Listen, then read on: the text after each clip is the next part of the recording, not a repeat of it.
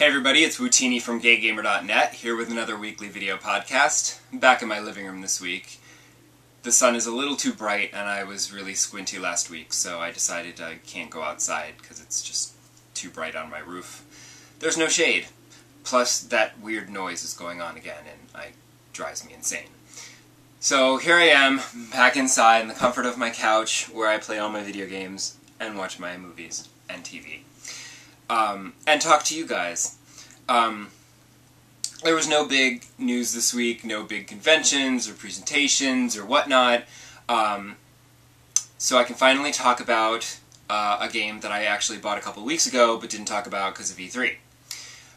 And that is Mario Tennis Open on the 3DS. You might recall that I was curious about it and thinking about getting it because there was no 3DS games and I needed something to play on the train. But then I said, oh no, because the Final Fantasy Rhythm game is coming out in a couple weeks, so what's the point of buying Mario Tennis if I'm only going to play it for 2 weeks and then shove it aside to play the Final Fantasy Rhythm game? Then I found out that, in fact, Theater Rhythm was not coming out at the beginning of June, it's coming out at the beginning of July, so I said, oh, what the hell, you know, if I've got a month, you know, I might as well get Mario Tennis Open now, because I also needed something to play on my trip for 4th of July weekend when I go to visit my relatives in Massachusetts. So I need something to play, and that will do nicely. Because as it turns out, there's a lot, it's deceptively simple, but there's actually a lot of content to play. Well, there's 3 modes. There's 2 modes. There's the actual, well, okay, 3 modes, because there's the no one expects the Spanish Inquisition. There's the tournaments that you can play. Then there's just plain exhibition matches where you can set the various court and people and whatever, and then play one match. And then there's the mini games. And by playing tennis, you unlock various things in the store, and then by playing the mini games, you unlock, you earn coins that you can then use to buy the things in the store that you have unlocked through playing the other game. And I immediately started out just playing as my Mii, but you also need to play as all of the other Mario characters in order to unlock the rest of the stuff. You know, and the Mario characters all have their own attributes, like Mario and Luigi are good all around, obviously Wario and Bowser are stronger and have more power, and then like Peach and Daisy are good at technique, and Yoshi's good with speed, so, you know, like, you have to adjust your play style depending on who you're playing as, unless it's your Mii, in which case you can do what you like. Your Mii's attributes are changed by the clothing and accessories that you buy from the store and equip on him or her. They change your speed and power and abilities. The thing that threw me about it was that if you tilt the 3DS up in front of you, you can actually use the gyroscope controls to, like, aim where your shot is gonna go. Which is cool, except for the fact that when you tilt it up like that, it turns the 3D off for some reason, because the camera kind of zooms in, like, behind you, but it turns the 3D off, which threw me, and I kept wondering why the 3D kept going out, and I thought there was something wrong with the game. But it turned out that I was just getting all into it on the train, and I was just tilting it up a little too much, so you kind of have to play it hunched over to make sure that the 3D stays on the whole time. I was also a little thrown by the controls because the touchscreen is sectioned off and each section is its own, you know, shot. And that corresponds to, you know, the ABXY buttons as well. So you can use the buttons or the touchscreen. The problem is when you're holding at the touchscreen, if you want to do the lob or whatever, it's like, I have large hands and a big thumb, but it's kind of uncomfortable to have to stretch onto the thumb screen like that, onto the touch screen. So I've been using the buttons. So it's just been adjusting to figuring out like which button does which thing, because sometimes when the volley is coming back at you, a little circular area will appear on your side of the net, and if you run into it and then press the corresponding colored button, you can pull off a special move occasionally. And that's easier to do when you're looking at the touchscreen and you see, and you just instinctively go for that color. When you're trying to press the actual buttons, you've got to remember which button is which color. And I'm old, so my memory isn't what it used to be. But I feel like using the touchscreen is kind of cheap and easy.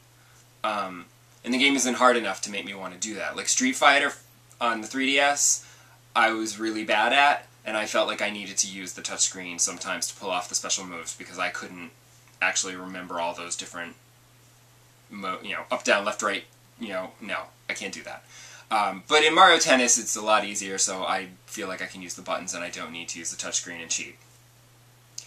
But the game is fun, and like I said, there's a lot of stuff to unlock, so you'll be playing it a while. I mean, I don't know how long. I mean, obviously I know how long I'll be playing it. I'll be playing it until July 4th when I buy Theater Rhythm Final Fantasy. At least I think so. Pretty sure it comes out on the 3rd. I could be wrong again, though. Who knows? But it's fun, and there's the mini-games are actually surprisingly difficult.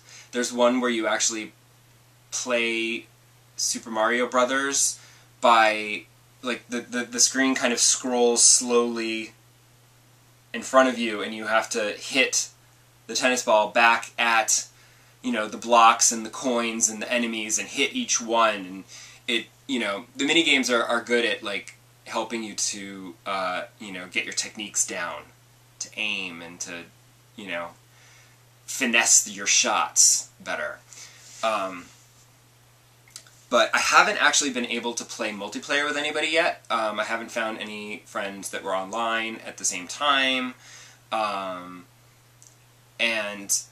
I haven't street passed anybody. Because when you street pass somebody, you collect their Mii, and you can send your Mii out via street pass, and then you basically play somebody else's Mii.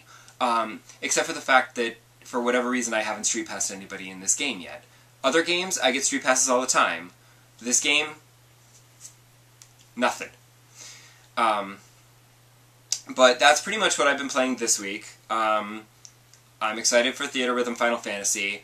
No console games coming out that I'm super psyched for, so I'm still playing Dragon's Dogma, as well as the occasional like, Dance Central or Rock Band or SingStar or whatever, because those I just keep popping in because they're fun. Dragon's Dogma is still fun. It's weird because the difficulty level spikes awkwardly. You can be doing just perfectly fine and think, okay, I've leveled up enough, I'm doing good, and then you run across some bandits and they kick your ass.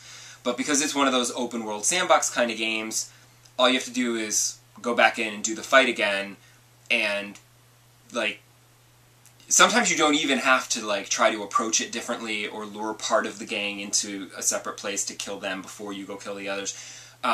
Sometimes all you have to do is just try it again, and then the AI reacts completely differently, and you can kick their asses. It's sort of weird. But that's half the fun of the sandbox games, is being able to work around things. And like when you're coming out of some place and you're like, okay, let's go back to the castle and get another mission, and oh, look, a griffin. Yeah, I don't feel like dealing with that right now. Let's go this way instead. I appreciate that option. Although I could do with a fast travel. There is a fast travel mode, but it's not an easy or cheap fast travel mode, and I haven't done it yet. But then on the other hand, it's like, I kind of don't want to fast travel in Dragon's Dogma because the game is so difficult in places that I feel like I should be going along and leveling up on miscellaneous gangs of bandits or goblins or whatever I run across, just to try to get as much experience as I can, so that when I do run into something more difficult, it won't be quite as difficult. But then it just becomes really tedious because it's like, okay, here's your new mission. Yeah, it's all the way down the fuck over there, so pardon my French. And, getting out there is kind of tedious. Until you enter the new area, in which case you're exploring new places, and then it's less tedious because there's stuff to find. But, you know, I'll keep playing that until something better comes along. Or I finish it, but I will not finish that. I know I have friends who finished it already, and I'm just like, how did you finish this? Like, there's so much to do, and, I mean, I feel like I'm barely making any progress at all, but then I also can't play as often as my friends can, and I just don't have that much free time. So, speaking of free time, I'll give you yours back, and call it quits for this week, and see you next time. Bye!